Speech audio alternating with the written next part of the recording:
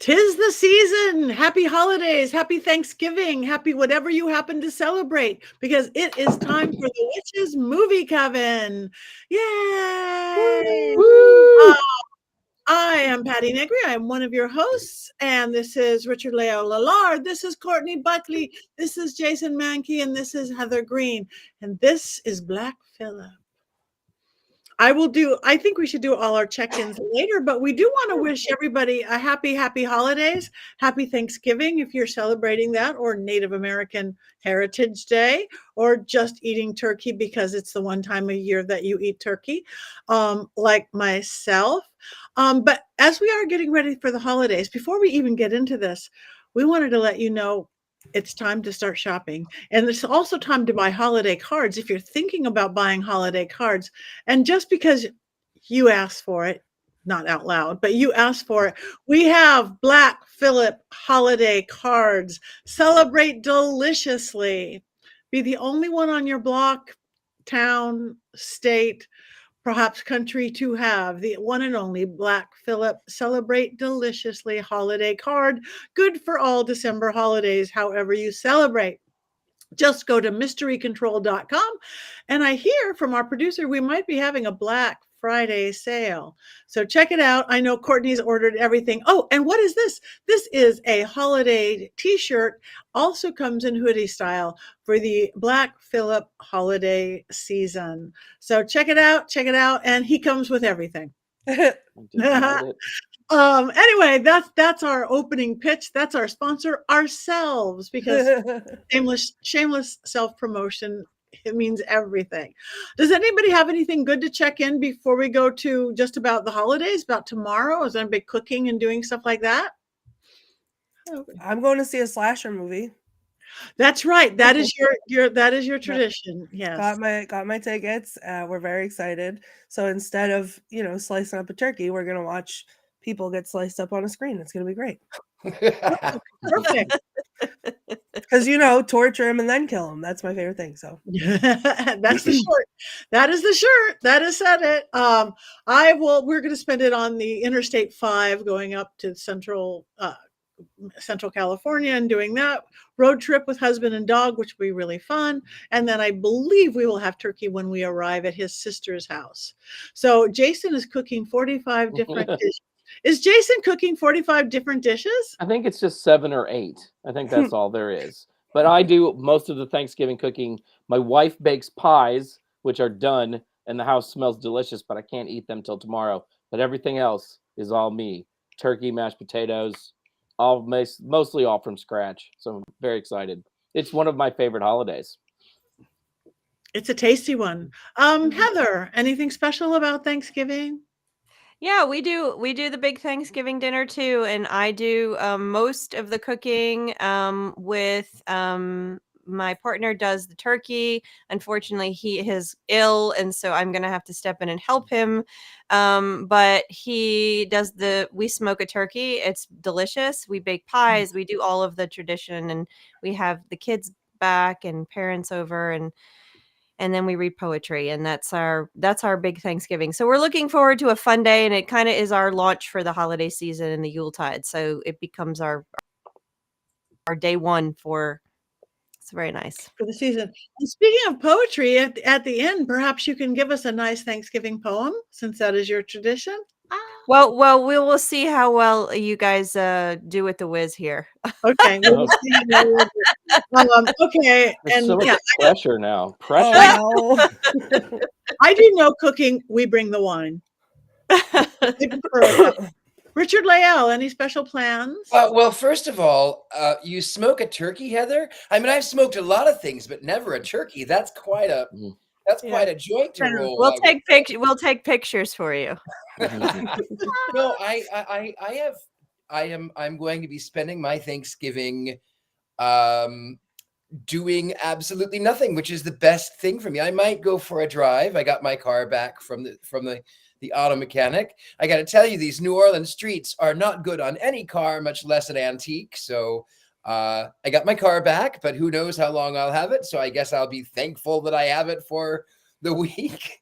And then I will be doing a crossroads ceremony with some friends in the evening, just sort of a well wishing for my friend, for blessings to come, thankful for that, and that's all there is. Well, Beautiful. Richard-Lael, if you are around during the day and have nothing to do and want to be thankful for our friendship, we could hang out and do something.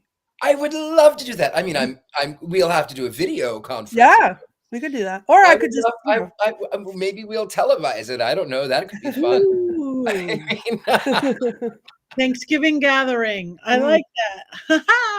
All right. Well, let's get on to this week's movie. It is The Wiz, 1978. Diana Ross, Michael Jackson. I can to tell you, I never watched it in my entire life until last night. I don't know how I missed it. I don't know where I was in 1978, but it is The Wiz. Before we go on to Heather and all her beautiful academic knowledge of such, Richard-Lael, do you have your completely unbiased? I do have a completely unbiased story to tell. Though you did mention two really big names, Diana Ross and Michael Jackson, you failed to mention the most famous name, Rob Cohen, who is associated with this one, but not our producer, Rob Cohen. Oh. Just by the way, it's just another. I went, wait, I had to rewind it. Did that say Rob Cohen? It did say Rob Cohen. It is, of course, associated with this. So it is a retelling, an imaginative retelling of L. Frank Baum's timeless classic, The Wizard of Oz. And then there's some little loose homages to the 1939 film, but it is all a brand new creation. In fact, it stars a 23-year-old Diana Ross, who is not an 11-year-old girl, and she's a school teacher. She's in New York City because, of course, she is. They wanted to appeal to people of color, so of course she's in New York City, and people of color never farm in the Midwest ever at all. But anyway, they're in New York City, and Toto is this.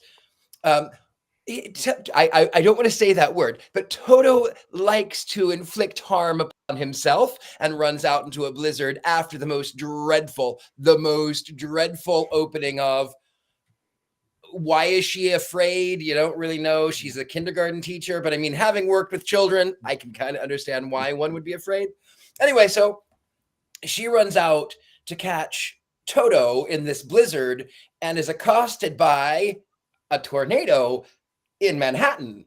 You know, it's like the lava earthquakes that happen in Manhattan all the time. Like, these things happen. So she's swept away into the dreadful, dreary suburban world of Oz, where, of course, Miss Piggy plays. Oh, that was a different film, wasn't it? Had to go there. She lands kerplunk right in this dreadful sort of scene where all of the munchkins have been turned into graffiti by this witch, but she doesn't have a house to drop on them. So she crashes through a sign and lands in a sandbox in this sort of rundown gym. What is it called? Like children play in it, like a park. Playground. Anyway, she's there. The person comes down who's supposed to be the good witch, but she comes down on an elevator because, as Glenda said, not everyone. Was it Glenda? Yes, Glenda. As Glenda said, not everyone floats in a bubble. So she comes down at the elevator, and then there's another useless song. It doesn't give her any information, and she has to go off to meet the wizard. Another useless song. And then the first person she meets, she actually meets the Scarecrow, played by the famous Michael Jackson. And unfortunately for the Scarecrow, he is being accosted by a bunch of crows named Jim. And who are taking a break from teasing Dumbo. And then you have this pop singer, and he's obviously one of the greatest performers of all time. And what better way to showcase his talent but having him stuck on a pole? And so of course, they go off to see the wizard in this incredibly wide shot, like way too wide shot from behind. Of course they are. And then, of course, they go off to, I can't remember now which one comes first. Oh, yeah, I can. They go to the New York Public Library where, of course, where are you going to meet a lion in New York City? Of course, you're going to meet it at the New York Public Library. And then, of course, they go follow the Yellow Brick Road through Brooklyn, and it ends up by being at Coney Island, where they meet the Tin Man, who is the most annoying character in the entire film. And his cry was something along the lines of, oh, goodness, I can't remember. Tee-hee. I don't remember, but it was awful. And anyway, so he's, of course, being sat on by his animatronic wife. And he is the most uncomfortable position because he's a cushion. And it's not a very comfortable cushion. And then they end up by taking the subway, which is terrifying enough. I have taken those subways, okay? It is terrifying. And then because they're being imaginative, trash cans come alive. Ooh, scary. And of course, they lean heavily into all of the tropes. The cowardly lion saves everybody. And of course, the scarecrow has thought all of the plans all the way through. And the Tin Man, he does that weird crying thing. And then they get to Oz, which is the World Trade Center. And they're all dancing this useless, weird number. They don't have any homes or anything. They just live right there at the World Trade Center. And they sing about the color green until the Oz, who is in the World Trade Center, decides that it's the color red, which doesn't make any sense. And then they end up by meeting the powerful wizard. And of course, they give it away straight away that he is, of course, just a man who is a failed casino owner in Atlantic City. He's basically the Black Donald Trump. Oh, boom. And then he says to them, as the voice of Oz, you have to go kill this witch. Up until this point, they have forgotten to introduce the entire movie. So she goes into this factory of like a sweatshop, and the witch has one of the best songs in the entire film. And of course, what is the witch afraid of? Water. So she positions Dorothy right by the sprinkler system. Mm-hmm. And then her own throne is a toilet. So for whatever reason, this witch knew that this Dorothy Gale from Kansas, Manhattan, was going to be standing in that position and pull the lever, and all of her sweatshop flunkies could well have pulled the lever too. And then the witch, the Wizard of Oz, the Glenda character comes and sings another song about self-improvement. Roll credits, and I want to love it. Yay! I'm obsessed with you. I'm barely holding it together right now. And fine, unbiased. I'm not sure we watched the same movie, but oh, I watched that one. All right. Thank you very much, Richard-Lael. Heather. Heather? Help. I am going to reserve my opinions and my attacks on Richard-Lael to later. Right now, I'm going to maintain a very academic position to share with you what was going on and why The Wiz was produced as a movie. So I am going to just take a moment just to calm myself down. I think the comments about useless songs are the things that really are the most upsetting. So I just hold on. Okay. Watching Heather during that was probably the best thing I've ever seen in my life. Yeah. Okay. So first, I'm going to start by saying this movie is based on a musical that was a Tony Award-winning musical, 7 Tony Awards in 1975. The original musical was not set in New York City. It was set in Kansas. It is closer to a true adaptation of the books than the movie was. So there's a big difference between the musical and the movie. So we might think, knowing this was the 70s, and everybody who's listening, and all 4 of you have read my book several times, know that the 70s was a time where witch movies were very popular. However, this was not produced for that reason.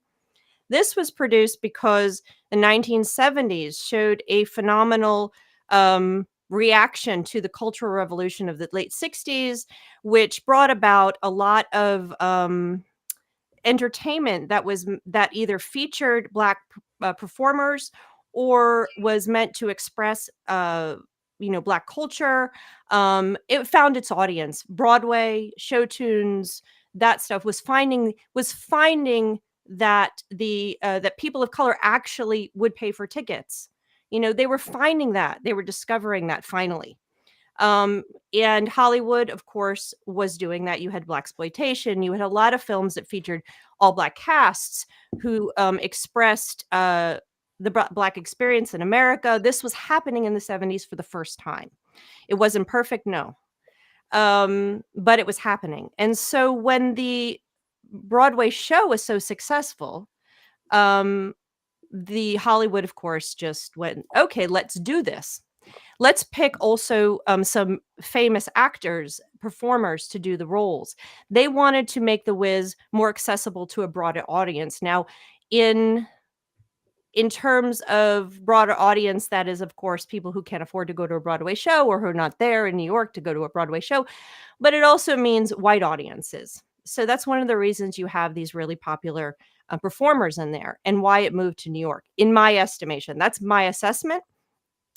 However, what happened was they picked the director and the writer who adapted it from the Broadway to the screen were both older white men. And so a lot of the criticisms this movie had, because it was a flop, was that the movie didn't express the same power, the same culture, the same vibrancy that the Broadway show possessed, that being one of the reasons. It also was criticized for being overdone. Of course, Dorothy was criticized. Why is she 27 years old? So there was a lot of backlash against this. But at the same time, it did capture a lot of people's love. It did capture an audience. It did capture people because of the music, because of what it was trying to do. However, I do like to turn to, whenever I talk about this movie, Donald Bogle and other academics who are people of color, because we don't have the same reaction as people who are part of that culture, seeing it differently. And that's important. And he did point out, he's a professor of film and PhD, all the things, and as well as being a person of color. He said that this movie actually killed Hollywood's interest in all Black casts, and because it was such a failure. Hollywood said, no, we're not going to do this. It's not going to make money. And it wasn't until Spike Lee came in the 80s that Hollywood renewed its interest. So I think it has a moment. It wasn't made because it's a witch film, but it actually happened during the witch craze of the 70s. And it has a lot of things. There's so much I could talk about with regards to witches. There's so many things to talk about, regardless of whether it's a good film or not. And I'll react to that later as I calm down and kind of get my thoughts together. Part of me still reeling from Richard-Lael's moments. Yeah. I'm just going to leave it there. Okay. Thank you very much. Okay, on that note, who wants to go first? Courtney? That's me. So I had never seen this movie before today, and I got out of work early, and I thought, instead of waiting to the very last minute, I'm just going to lay down and watch it on the TV. And I put it on, and as I was putting it on, I saw the runtime, which was 2 hours and 14 minutes.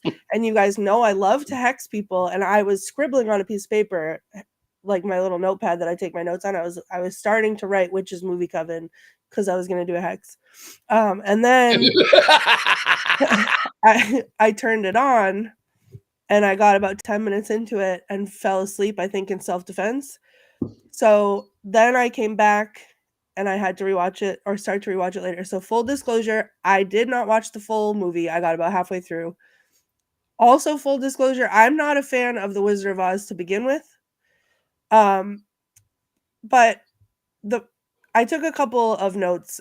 The first one was Snow NATO, because I was screaming out loud what was happening. It's a snow NATO, and I was intrigued by that. And then one of the notes that I wrote was the subway scene with 4 question marks, because I couldn't sum it up any better than that, because I kept yelling out loud, what is happening? Like, why are the trash barrels eating them? Why are the posts coming alive? Like, it was a lot. But I did also write down the Ease On Down the Road song. I will hear in my sleep forevermore. That's my new favorite song. Like, the songs were amazing. Mhm. I loved the songs. Ease On Down the Road.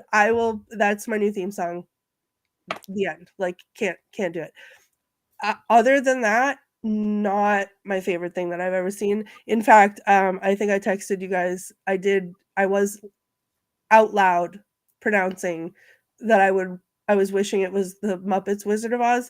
I also believe that I could be quoted in saying that I wished I would have rather watched The Witch Who Came from the Sea, the musical.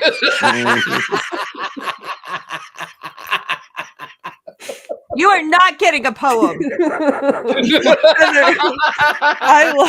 I love you so much, and I kept the whole time I was watching it. I was like, "I'm so sorry, Heather. I'm so sorry." So, but I mean, I did find something positive to say. The songs were great.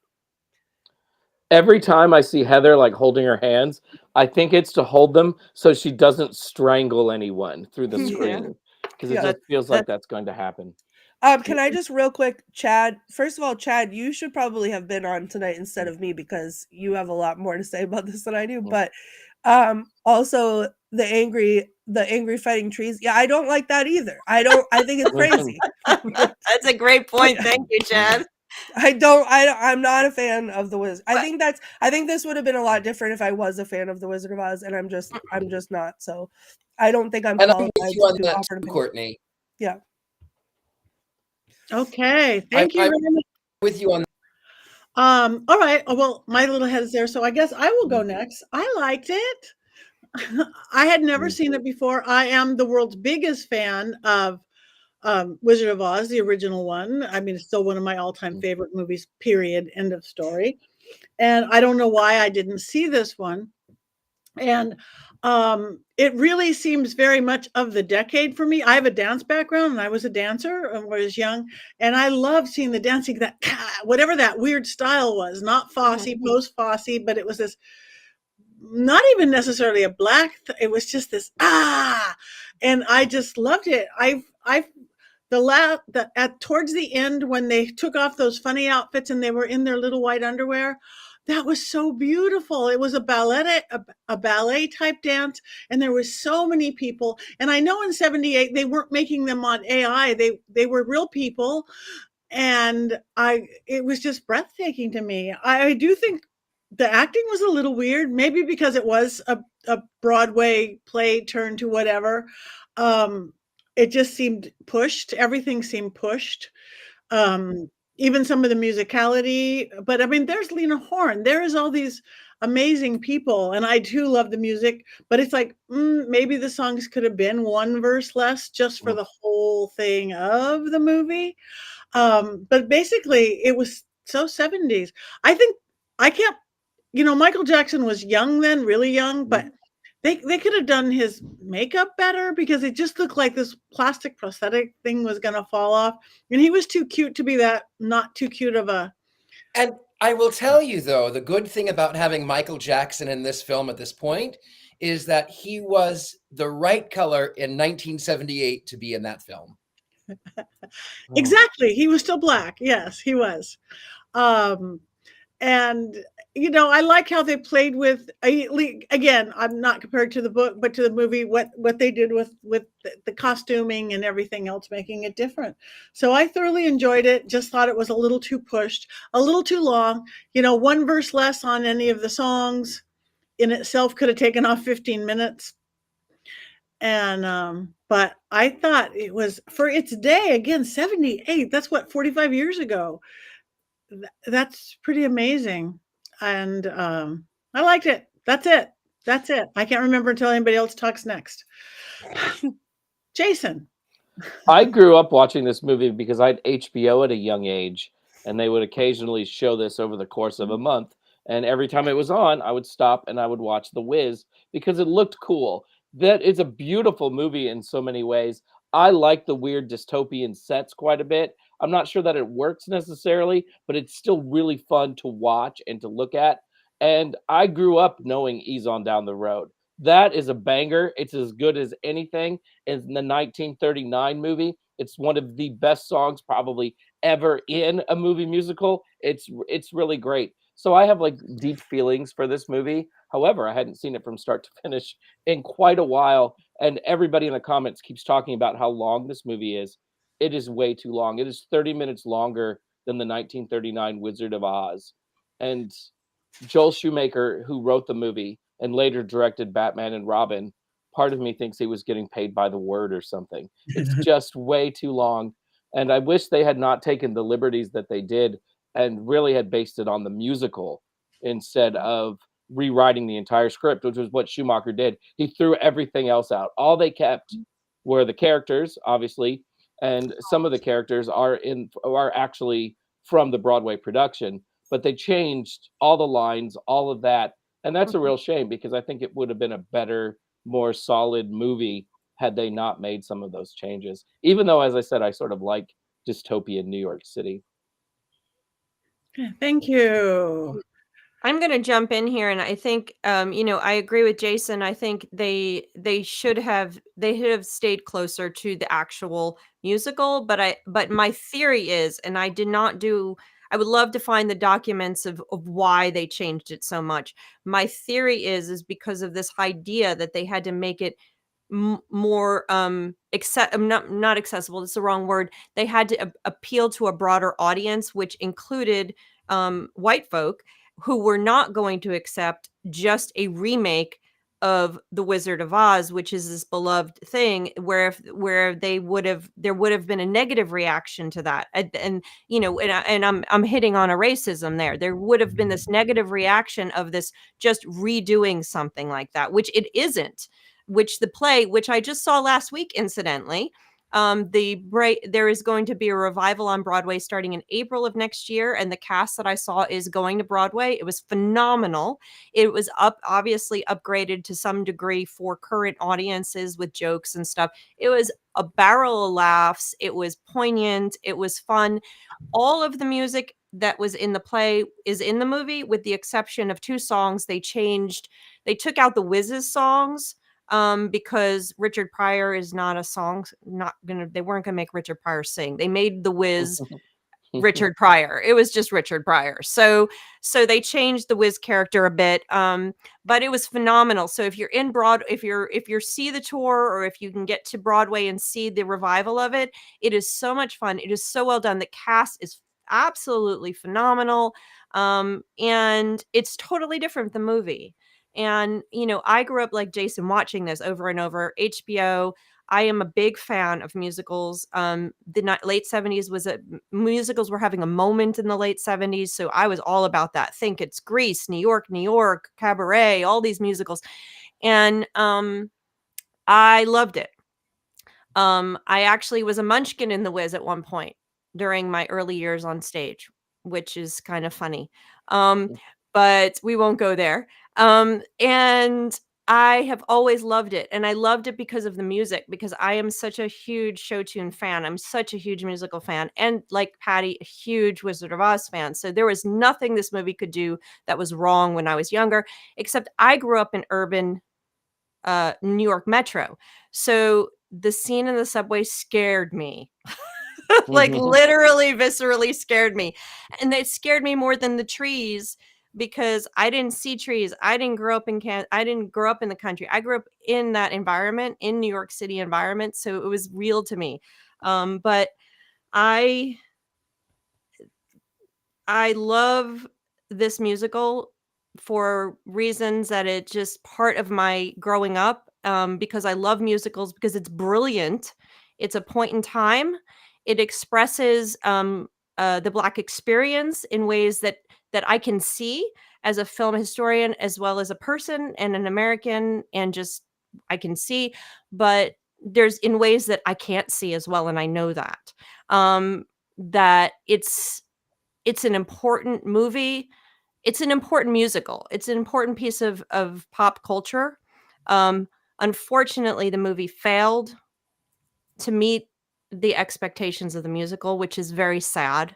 It's sad for so many reasons because of the great stars that are in it. Lena Horne, oh my goodness. She's such an amazing actress, and she was with the Star Babies. That's my biggest what are those floating Star Babies? I didn't like the Star Babies. They looked like they were being tortured. So, as a kid, I was like, I loved the whole thing. I didn't care. I hated the Lion, Be a Lion song because there's a point where the movie does slow down. And as a kid, I was like, okay, whatever, be a lion. But now watching it, I'm like, oh gosh, the Star Babies, what is with that? But it's a really conflicted for me. It's very conflicted because I love this musical and I hope the revival is successful. I hope it continues to live on. And maybe one day, well, they did The Wiz. NBC did it. It was good. It was good. Not like seeing it on the stage though. Not like seeing it on the stage. And maybe they'll redo the movie. Maybe they don't need to, but it's an important movie in movie history, in film history, and it's a fantastic musical. See it on the stage, Courtney. See it on the stage. See, I would totally. I'm a huge fan of musicals. I love the theater. I would absolutely watch this on the stage, especially with what you guys are saying that it's a completely different thing. Like, I just think that the movie itself isn't it. I would love it just because it was live and in front of me, no matter what. That like you could be sacrificing someone on the stage, and I would be like, yes, absolutely. But I mean, I'm all for that too. Well, I mean, all the people that probably that. that wasn't a good example because I would actually buy tickets to that. But I wanted to jump in and say, like, the subway scene scared you when you were a kid. I'm 37 and I was terrified. I thought I was gonna have nightmares. It was so scary. The taxi cabs too. Also, why did the taxi cabs look like they were inflatable? And is the Star Babies because there was the scene when the snow NATO takes her up and then she's like going horizontally across the screen like this for no reason, and then there's like the crashes into the Oz sign for whatever that was, and then there was the things were all around. I was watching it on my phone at that point, to be fair, so I didn't get a close look. But like, what were those? Were those the Star Babies? The babies, or did I miss this? The Star Babies you missed because they're like behind Lena Horne when she's singing, and they're babies. They're literally babies floating like in the sky. I'm looking up a picture of this right now. It's right before Diana Ross sings "Home." It's right before the end. It's Lena Horne's only song, unfortunately, but yeah. And meanwhile, they gave the Tin Man two songs for the Tin Man. And you know what? Why are these? I just want to say the Tin Man songs, they're in different locations in the movie, in the play, and it is really poignant and perfect. And when you have a really good, it was well done and it made sense. It didn't make sense in the movie. It made sense. It makes sense in the musical the way they do it. I have a question. You know how a lot of movies, they don't do good, but then they pick up steam. Did this one pick up steam, or it just was a flop and never was? It was a flop and that was it. I think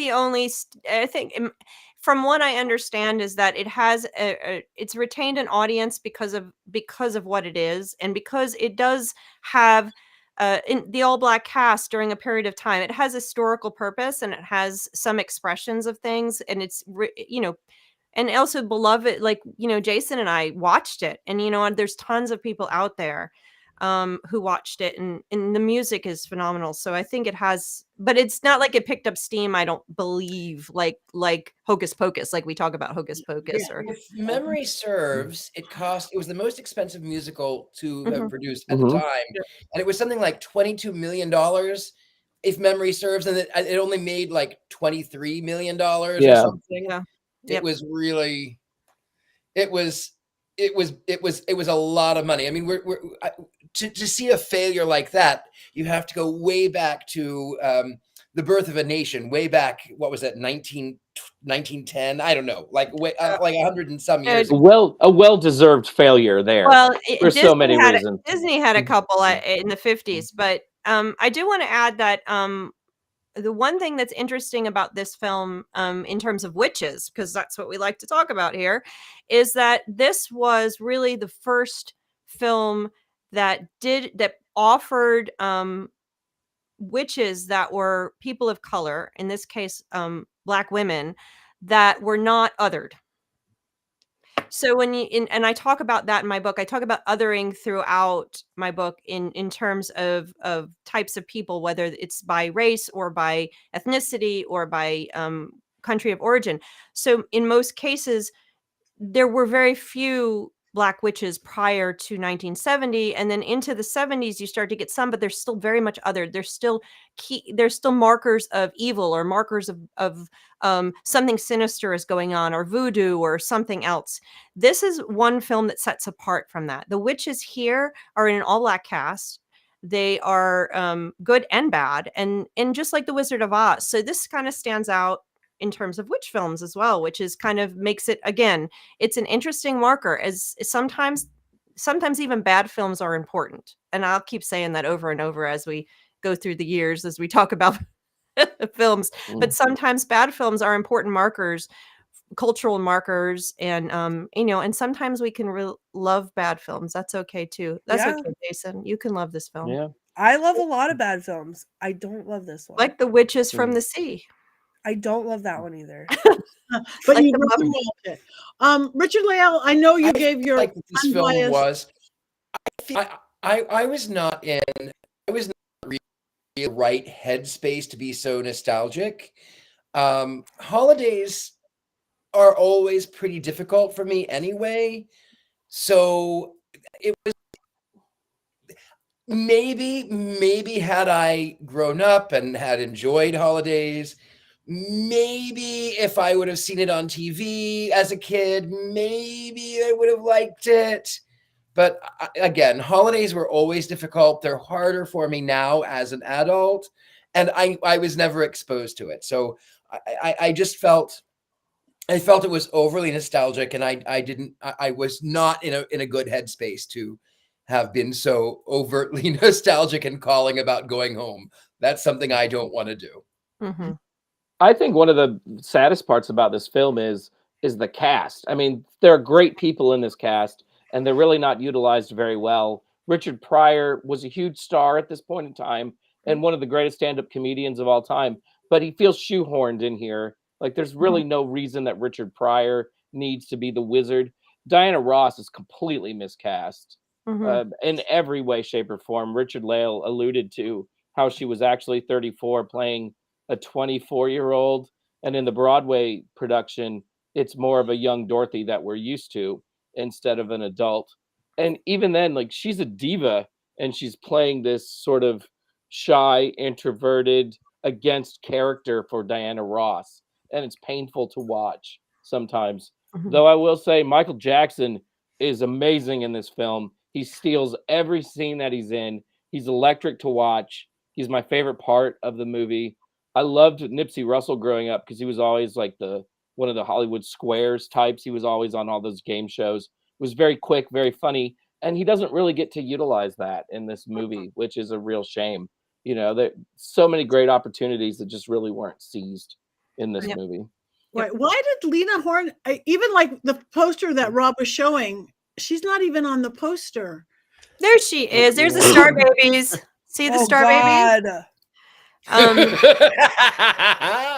They're not dolls, Courtney. They're star babies. They're actually real people. They're actually real kids. They look a little terrified.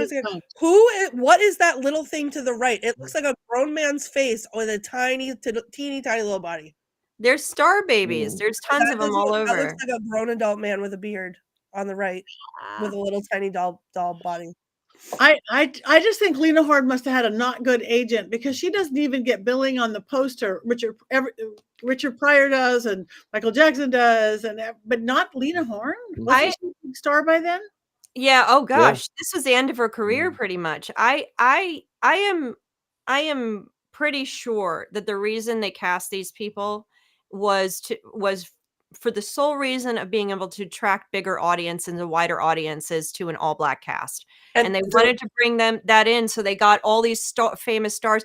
I think they would have done better if Diana Ross had been a fantastic young up and coming. Diana Ross's character Dorothy had been a young up and coming star or a Broadway. They would have done better. Mabel King was fantastic. She's she did great. On Broadway. She was fantastic. She's fine. Like you said, Michael Jackson, I didn't mind either. Nipsey Russell was wrong.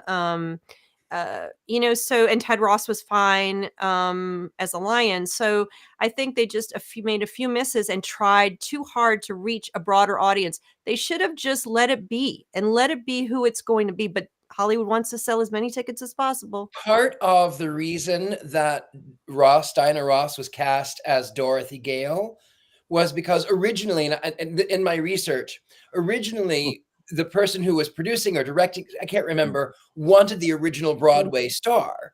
And then Diana Ross heard about it and they said, no, you're not right for the role. But she made a deal with MGM, and MGM said, oh yeah, let's go right. Oh, it's Rob Cohen. That's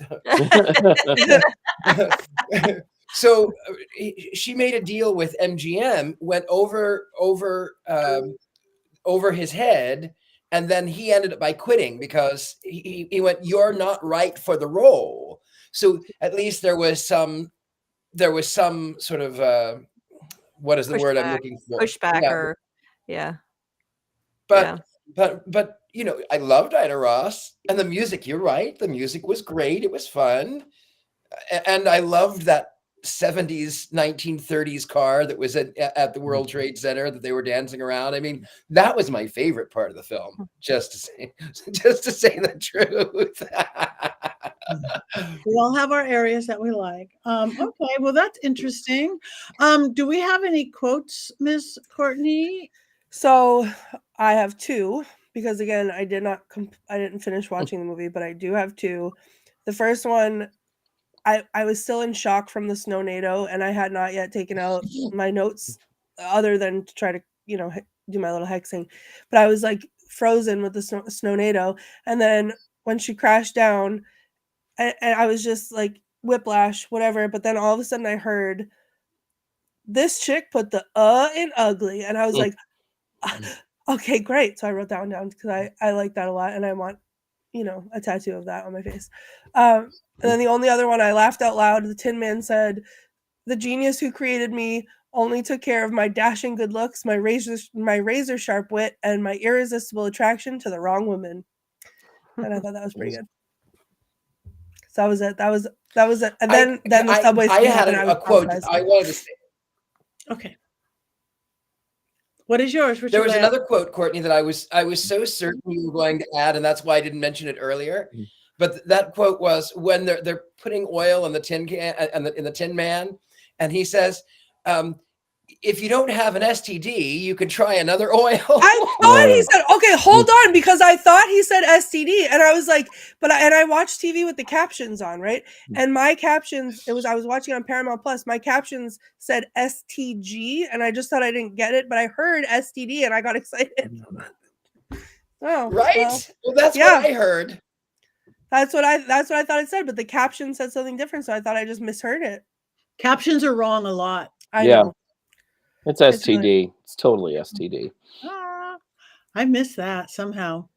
That's funny. STP. Oh no, it's STP because it's STP oil. Motor oil, which is motor oil. back then. STP motor oil. People used to actually change their own oil way back in the day.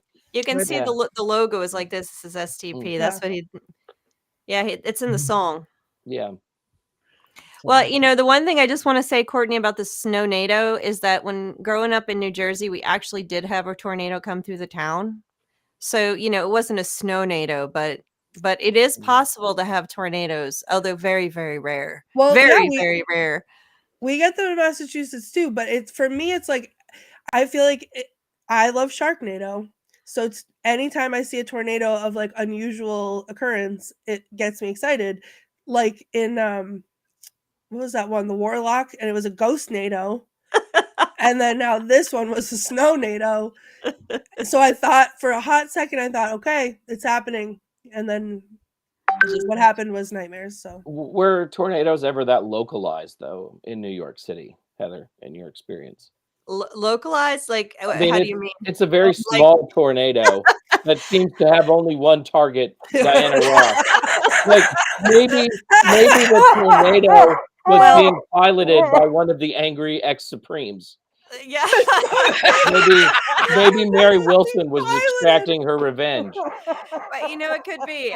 The tornado that came through my town was very tiny, and it went up Main Street for a short period of time. I'm not sure who it was looking for at the time or why it was there, but it was localized. So you could be onto something there, Jason. That could be a good. I'm coming for you, Diana Ross. I'm coming for you.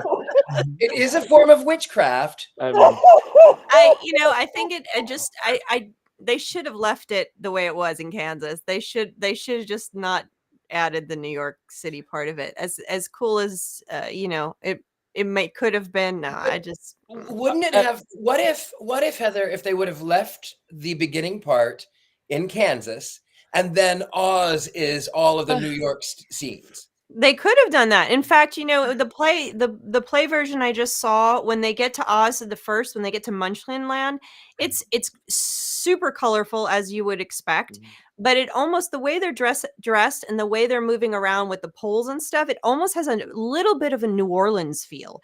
It's not New Orleans, but it has a little bit of that. So you could do, it's Munchkin Land. You could do anything with that. And so they could have done something really fun with it, not made it as bleak, like that dark playground. They could have done an urban setting, but again, the movie failed on so many levels that it's very sad now, but I still have a love for it. That's where I am. Go ahead, Patty. No, I did worry about Toto now and again. I don't think it was a very well-trained dog to be right close to her. It's like, where's Toto? Where's Toto? I haven't seen Toto in 10 minutes. And every once in a while she would miss her because I worry about such things. Jason, I need you to know that I will never recover from the targeted tornado that's being piloted by something else. I can't. I don't know if everybody saw, I'm sure he did, that I just literally almost died. I couldn't breathe. I was laughing. Courtney, I just want you to know that's my Thanksgiving gift to you this holiday season. It is. When we go around and say what we're thankful for, that is number one on my list. Thank you. I get that a lot from people. I really do. I imagine. Okay, well, I think we actually have time for a poem. I don't know if we want to vote on the movie first and then move on to poetry. Does Jason have a movie minute? Oh, wait, I forgot. Oh my gosh. I'm so sorry. I have non-turkey brain. Look at Robert right in there. Let's hear Jason's trailer. All right. I appreciate everyone's excitement. All right. I don't know if I'll survive it. I don't know. I don't think sometimes I don't really think they're my best work. Here we go. It's Dorothy Gale, like you've never seen her before. As a 34-year-old elementary school teacher, wonder aloud as Aunt M chastises her adult niece for only being an elementary school teacher, encouraging Dorothy to make the leap into the big time and teach in high school. Looking for a Thanksgiving film? The Wiz is sort of one, with an opening scene set at Thanksgiving before Dorothy is transported into Oz by the weirdest snow cyclone in the history of New York City. Once in Oz, marvel at just how long The Wiz is. The characters that talk and talk and talk and talk and talk some more. It's as if screenwriter Joel Schumacher, who later went on to direct Batman and Robin, the movie with the bat nipples, was getting paid by the word. Seriously, The Wiz is 30 minutes longer than The Wizard of Oz from 1939. Despite my many misgivings, I find it impossible to completely badmouth a movie that has Lena Horne in it and Mabel King as the Wicked Witch of the West. She just brings it. She's terrific. There's also the great Richard Pryor in a role that he probably shouldn't have had, and a scene-stealing Michael Jackson. But The Wiz just goes on and on and on. Maybe instead of easing on down the road, they should have eased up on the runtime. Yes! That is beautiful. So between our opening credits from Richard-Lael and our closing credits from Jason, now we vote. The Wiz, 1978. Wands up. wands down. Happy Can I specifically say I'm voting up for its cultural significance, but as a film that I have to watch, Well, Yeah. I'm not. I can't be 100% up. This is a noble failure, but it is noble, and there are parts of it that are terrific. But it also just, I think Heather's with me. This doesn't work all the way through. Mm-mm. Most of the way through. I was trying to be kind in Yeah. the spirit of Thanksgiving. Okay, Yeah. so we've got crooked versions of up or up and then completely down. Wands down, wands up, limpy wand, limpy, it's a limpy wand. The limpy wand. Yeah, well, Richard-Lael's went with limpy very, very fast. So, I know. I think it's kind of mixed. I think everybody's trying to like it more than maybe they did for all the reasons mentioned. But I still, because I'm so easy, enjoyed it immensely, and I like the dancing. So there we go. It's like 75% up for the music, color, dancing, and the cultural significance, down a lot for other reasons. Alicia, thank you. Very well put. Yeah. So 100% up for the musical. Go see it. It's touring right now. It's going to be on Broadway in April. Go see it if you can, because it'll change your whole perspective on the whole experience of the movie. So okay, check it out. Just say that my wand, I was holding my wand like this, but then it dropped itself like this. So the limp wand syndrome. I tried really hard, and the wand spoke for itself. You might want to get that looked at, Courtney. Yeah, you just might call my doctor. There's help with that. So, all right. And what are we doing next week? Spirited Away. Spirited Away. By Studio Ghibli. And what year was it from? So I make sure I get the right one. Do we know, or approximately? I can't remember the year. I'll look it up right now. It's anime. You can't confuse this with anything else. It's 2001. Space Odyssey. Yeah, 2001. Space Odyssey. Spirited Away next week. Everybody watch it. You could do that after you have your turkey and football and whatever else people do on Thanksgiving. But what I absolutely, okay, somebody right there loves Spirited Away. I saw it. I can't watch it enough. Okay, this should be 2 fun. hours and 5-minute runtime. Yeah, but Yay! the runtime when it's a good movie doesn't seem that long. Just saying.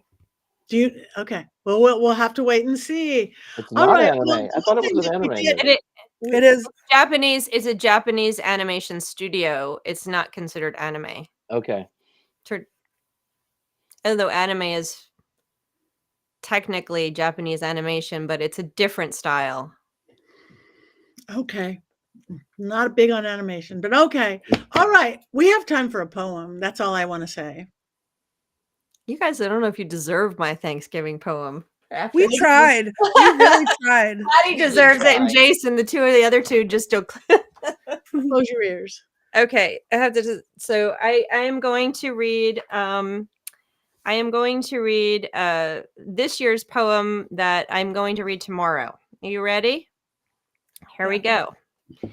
In the darkness, a hush. In the light, a laugh. A voice that ebbs and flows through memory, enwrapping and encircling the heart. A voice that is a beacon, a lifeboat of prayer, and a hope positioned at any port. That is family.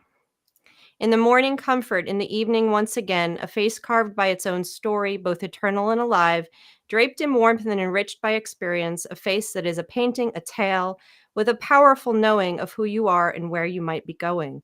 That is family.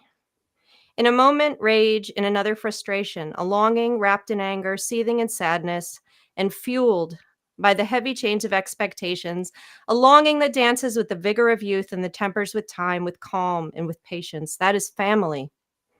In birth, an infant's promise, and death, a memory, a cycle that is never ending, ever growing, etching a legacy that sits as an albatross on our backs. A legacy that we defend, we deny, we resign ourselves to owning memories that stretch beyond our grasp. That is family. At the table, a meal, together, a wish. That the voices never fade, lighting the dark. That the faces hold our tales, knowing our truth. That the longing sets us free, but brings us back home. That the legacy is always overflowing, never forgotten, no matter how far we roam. That is family.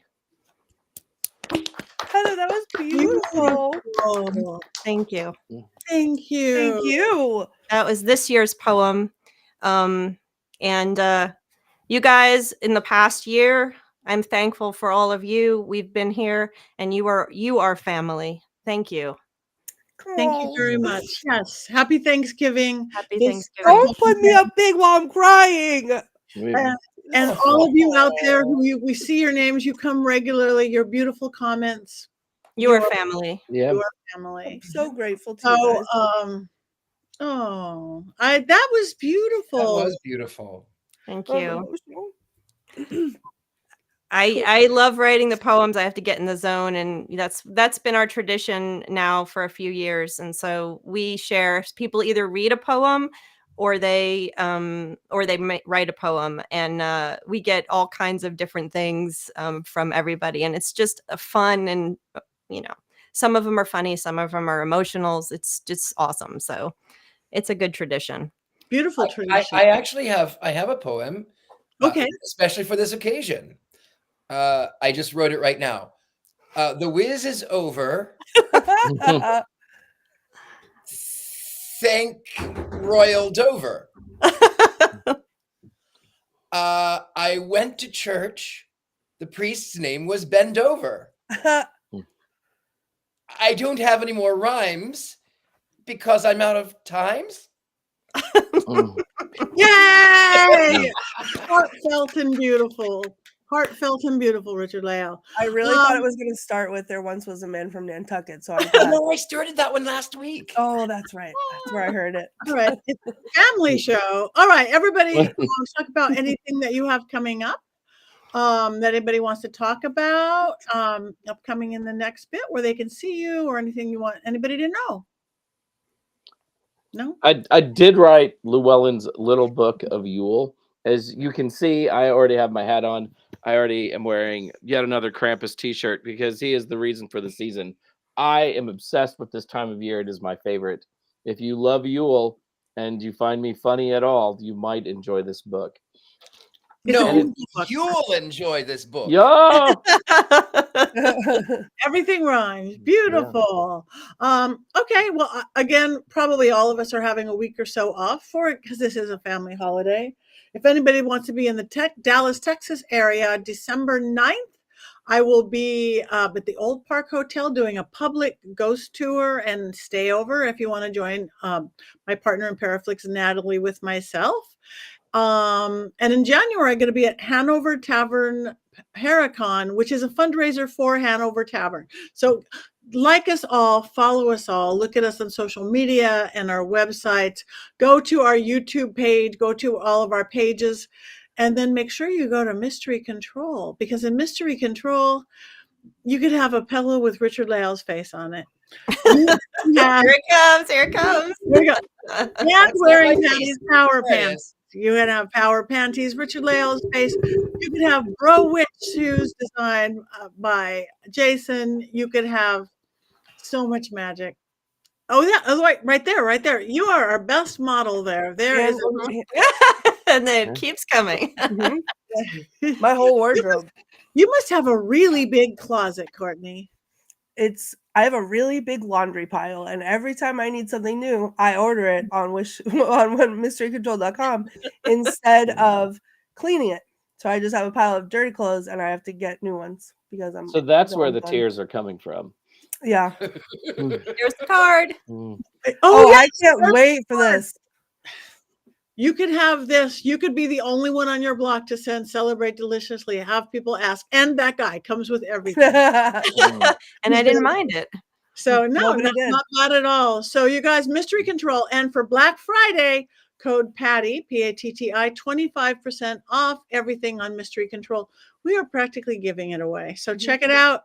Like us, follow us, celebrate Thanksgiving, whether it's on the Thursday date.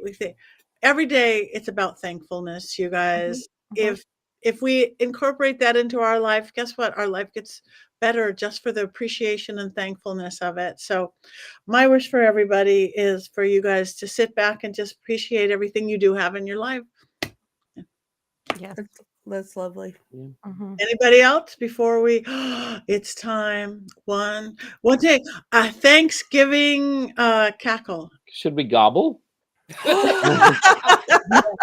Yes.